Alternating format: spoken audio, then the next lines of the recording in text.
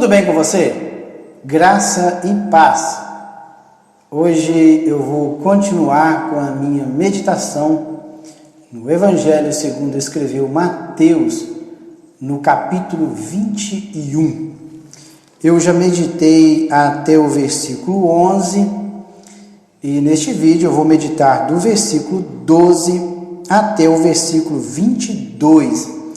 Ele vai falar sobre a hipocrisia do povo judeu.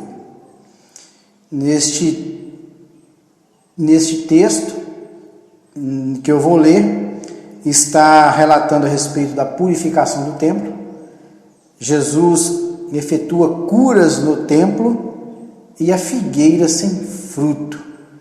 Todas essas três coisas, o foco é um só: a hipocrisia do povo judeu. Ou eram hipócritas, falsos, faziam uma coisa em função da outra. Diz assim o versículo 12: tendo Jesus entrado no templo, expulsou todos os que ali vendiam e compravam. Também derribou as mesas dos cambistas e as cadeiras dos que vendiam pombas. E disse-lhes: está escrito: a minha casa será chamada casa de oração. Vós, porém, a transformais em covil de salteadores ou de ladrões.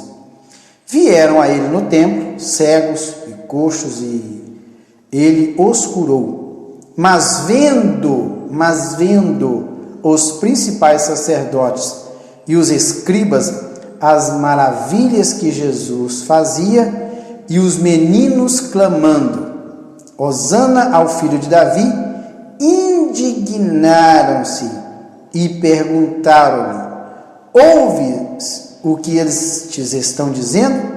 Respondeu-lhes Jesus: sim, nunca lestes da boca de pequeninos e crianças de peito tirastes o perfeito louvor?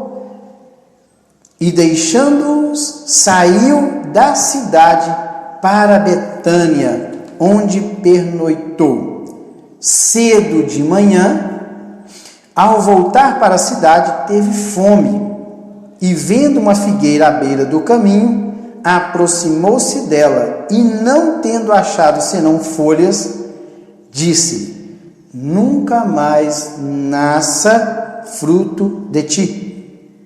E a figueira secou imediatamente. Vendo isso, os discípulos admiraram-se e exclamaram: como secou depressa a figueira? Jesus, porém, lhes respondeu: em verdade vos digo que se tiverdes fé e não duvidardes, não somente fareis o que foi feito à figueira, mas até mesmo se a este monte disserdes: ergue-te e lança-te no mar, tal sucederá. E tudo quanto pedirdes em oração, crendo, recebereis. Então está aí o texto que trata justamente sobre a hipocrisia do povo judeu. Primeira coisa que Jesus faz aí após a sua entrada triunfal, que foi relatado do versículo 1 até o versículo 11, entrada triunfal de Jesus em Jerusalém, no primeiro dia da semana da Páscoa. E naquela semana, Jesus ele morreria em Jerusalém, ele entregaria a sua vida por nós, como sacrifício vivo, e durante aquela semana teria vários eventos.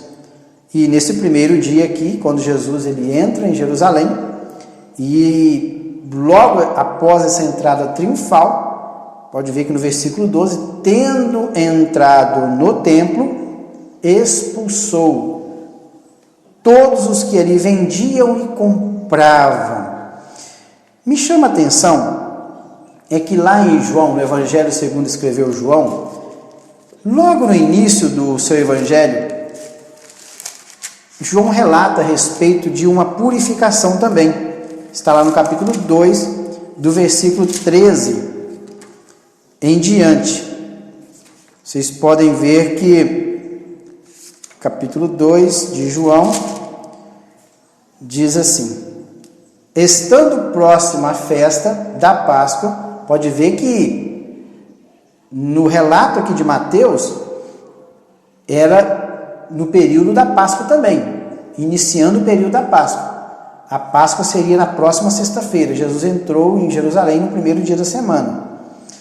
E lá em João, no Evangelho de João, no capítulo 2, a partir do versículo 13, ele fala: estando próximo à festa dos judeus, a Páscoa dos judeus, subiu Jesus para Jerusalém e encontrou no templo os que vendiam bois, ovelhas e pombas, e também os cambistas assentados. Tendo feito um azorrague, um chicote de cordas, expulsou todos do templo, bem como as ovelhas e os bois, e derramou pelo chão o dinheiro dos cambistas, e virou as mesas, e disse aos que vendiam as pombas: tirai daqui estas coisas, não façais da casa de meu pai casa de negócio.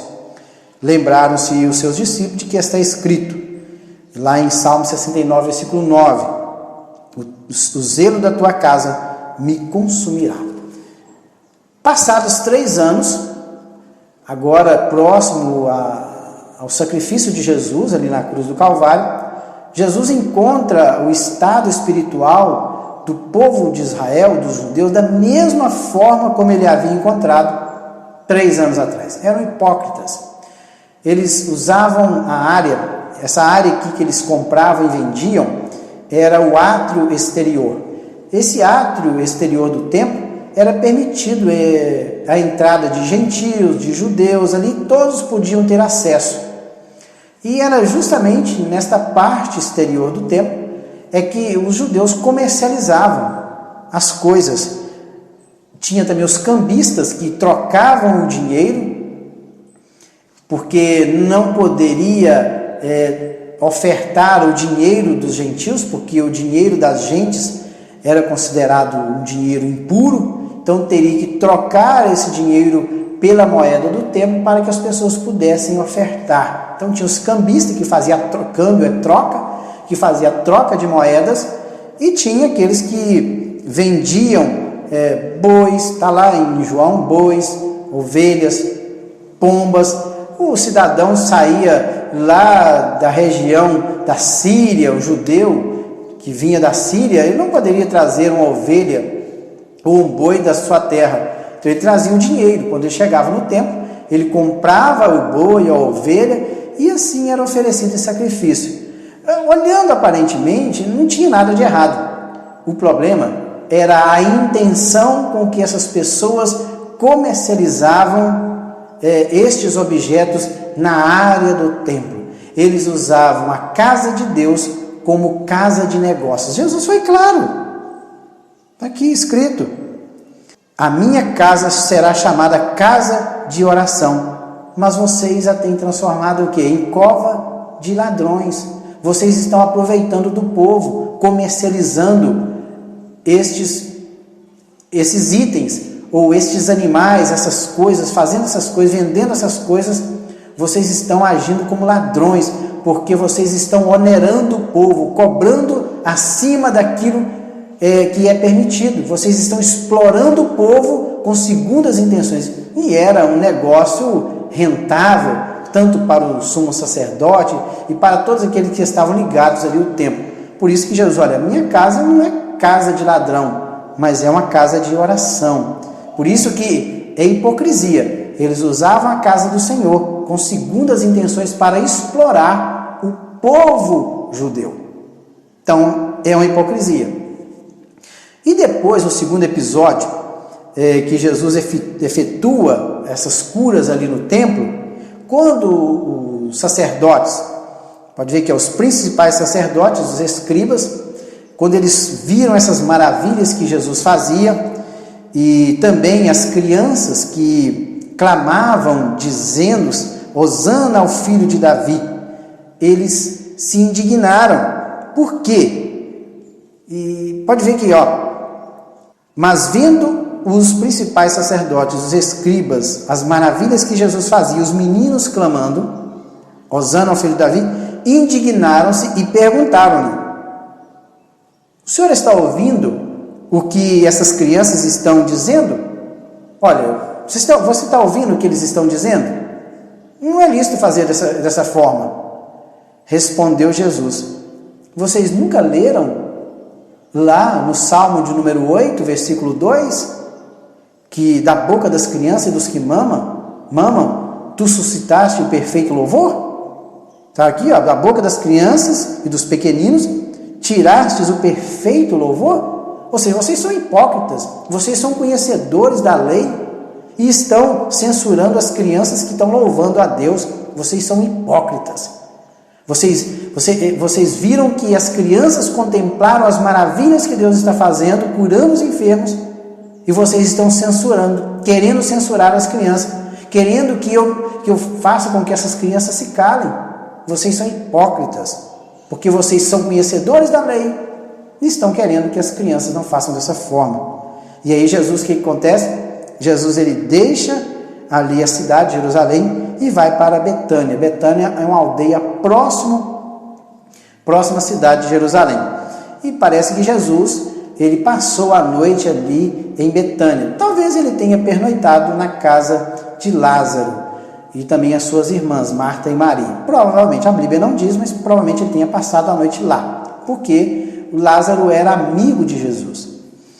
E de manhã bem cedo, aí entra o versículo 18, de manhã bem cedo, se Jesus ele entrou em Jerusalém, entrada triunfal foi no primeiro dia da semana, então, o segundo dia da semana, Jesus estava aqui novamente no templo, logo de manhã, bem cedo.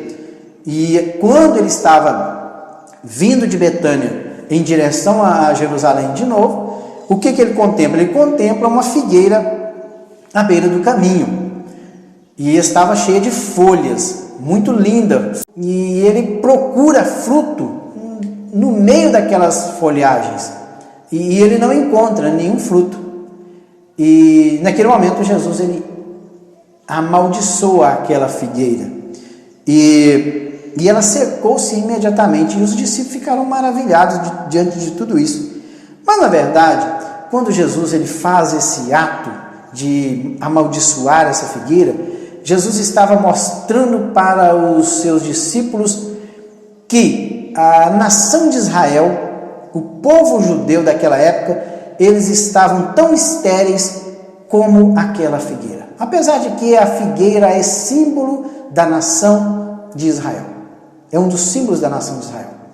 E Jesus queria mostrar para os seus discípulos que, apesar de religiosa, muito religiosa por sinal, a nação de Israel, tinham os rabinos, tinham os escribas, tinham os sacerdotes, tinha o templo, tinha tudo, uma religião completa, mas não tinha a essência, que é o fruto do Espírito. O fruto não era produzido pela nação de Israel. Eles eram hipócritas, eles usavam o templo para aproveitar das pessoas, para explorar as pessoas. Quando era realizado algum milagre em benefício das pessoas, eles atribuíam aquilo ao demônio, eles censuravam estes atos realizados. Então o povo, a nação em si, ela estava totalmente mergulhada em um formalismo religioso. Ou seja, tinham somente folhas, mas o fruto não tinha. Então quando Jesus ele amaldiçoa a figueira, simbolicamente, Jesus estava fazendo um ato profético sobre a nação de Israel. E Jesus ainda daria 40 anos vamos dizer, uma segunda chance. Daria uma chance para este povo por mais 40 anos. Porque no ano 70, aí sim veio o juízo contra aquela nação. Quando ela realmente, literalmente, ela secou. Porque mais de 500 mil judeus foram mortos por Tito. E eles foram dispersos por todas as nações daquela época. E o povo judeu, eles ficaram dispersos por aproximadamente quase 2.000 anos. Somente no dia 29 de novembro de 47, na ONU, foi criado novamente o Estado judeu. E em 14 de maio de 1948, Davi Ben-Gurion, ele decretou assim a independência do Estado judeu. E eles estiveram dispersos. A figueira, ela secou literalmente durante todo esse período. Então, nesse momento aqui, Jesus ele estava fazendo um ato profético sobre ou contra a nação de Israel. Então, por isso que esses versículos que eu li falam justamente sobre a hipocrisia religiosa do povo judeu nos dias de Jesus. Que Deus em Cristo o abençoe. No próximo vídeo eu estarei dando continuidade à minha meditação neste capítulo. Fiquem com Deus e até lá!